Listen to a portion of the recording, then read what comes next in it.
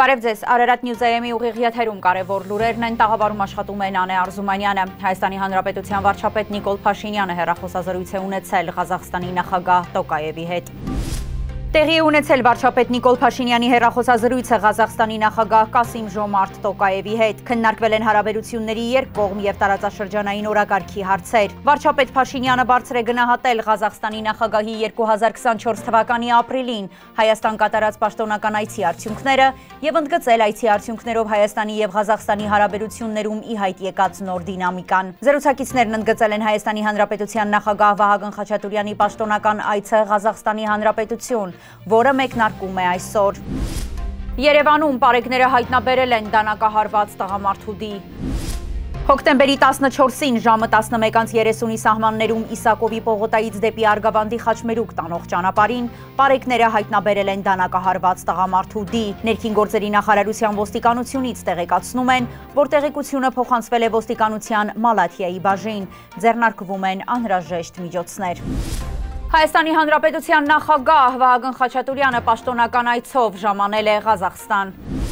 Հայաստանի Հանրապետության նախագահ Վահագն Խաչատուրյանը պաշտոնական այցով ժամանել է Ղազախստանի մայրաքաղաք Աստանա։ Ղազախստան կատարած այցի շրջանակներում նախագահի գլխավորած պատվիրակության կազմում են Հայաստանի Հանրապետության արտաքին գործերի նախարարի տեղակալ Մնացական Սաֆարյանը, Հայաստանի Հանրապետության կրթության, գիտության, մշակույթի եւ սպորտի նախարար Ժաննա Անդրեասյանը, Հայաստանի Հանրապետության ազգային ժողովի падգամավոր, Հայաստան-Ղազախստան խորհրդարանական բարեկամական խմբի ղեկավար Վաղարշակ Հակոբյանը, Ղազախստանում Հայաստանի Հանրապետության դեսպան Արմեն Ղևոնդյանը եւ այլոք։ Այցի շրջանակներում Ղազախստանի նախագահի ակորդանստավայրում երկու երկրների նախագահները բանակցություններ կվարեն եւ կքննարկեն հայ-ղազախական համագործակցության զարգացման օրակարգին առնչվող հարցեր։ Հայկական WhatsApp հաշիվների գողությունը շարունակվում է, մեդիափորձագետը մանրամասներ է ներկայացրել։ Գելի այրնակիցներ, անհայտ հաքերները շարունակում են զանգվածային կոտրել հայկական WhatsApp հաշիվները, ենթադրում եմ շուտով կանցնեն նաև Telegram-ներին եւ այլն, հետ կապատեմ ոնց պաշտպանվել, ու սա շատ կարևոր է։ Կարճ ասեմ, թե ոնց են կոտրում, հարց չի։ Խնդիրն արվում է, որ մարդկանցից կորզում են ամենայն հավանականությամբ վերականգնման կոդը, այնպես որ մարդ չի ստանում SMS-ը, բայց ինչ որ մեկի ձեռքն է դա ընկնում։ Դա հնարավոր է յուրահատուկ հակերային հարձակումների ձև կա,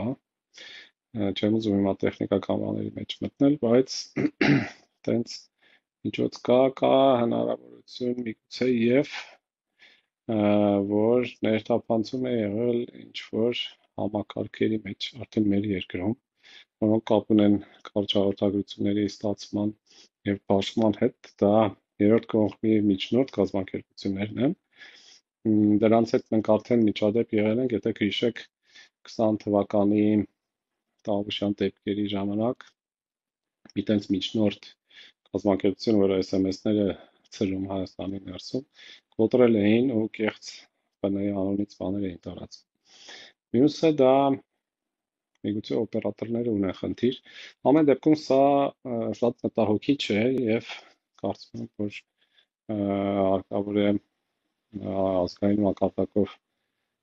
զննել դաշտը եւ հասկանալ, թե որտեղից է արտահոսքը գնում։ Ծիծեռնակաբերդի խճուղում մայր ջրագիծ է անցկացվել, մանրամասները տեսանյութում։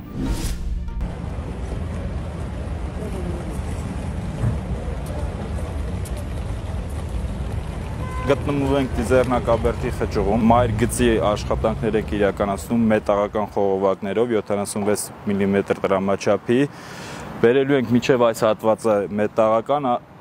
շուվորը կազմում է շուրջ 600 գծամետր, այնուհետև այս հատվածում կանցկացնենք պոլիէթիլենային խողովակներ, տեղադրելու ենք փականներ, ցնցուղացման համակարգ, որը կազմի շուրջ 1200 գծամետր։ Նախկինում խողովակները ճիշտ եղել են, բայց շահագործման ենթակա չեն եղել, վնասվածքներ են ունեցել, ինչպես նաև այս հատվածում շատ քիչ գծամետրով անցկացված խողովակները, որը չի բավականացվել ու չեն շահագործել։ Հիմա անցկացնում ենք լրիվ նոր խողովակներ։ Կունենանք կանաչ ընթերցակ տարածք։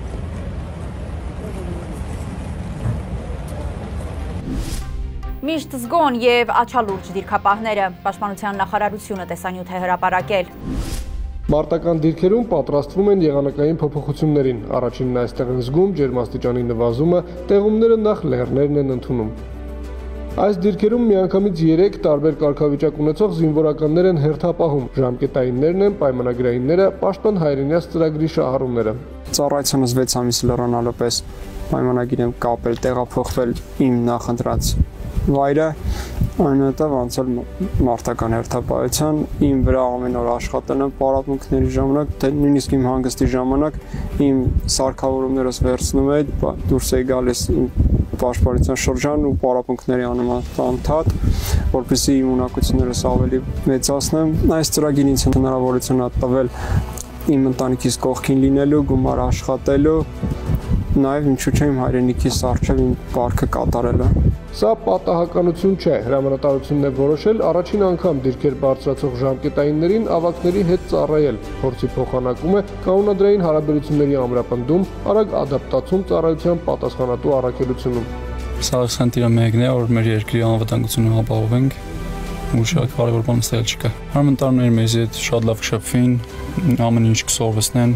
ինչ նոր չգիտենք, սա կսեն հանգիստ։ Պայմանագրայիններն առնվազն 10-ամյա փորձառությամբ մարտական ուղի անցած տղաներ են, որ տարբեր ժամանակներում եւ տարբեր իրադրության պայմաններում ծառայելով լավ գիտեն ինչպես դիրքը պահել, ինչպես ապահովել իրենց ու թիկունքի անվտանգությունը։ Արարատ Նյուզ AM-ի ուղիղ եթերում կարևոր լուրերն այսքանն էին, հետևեք մեր լրահոսին եւ եղեք տեղեկացված։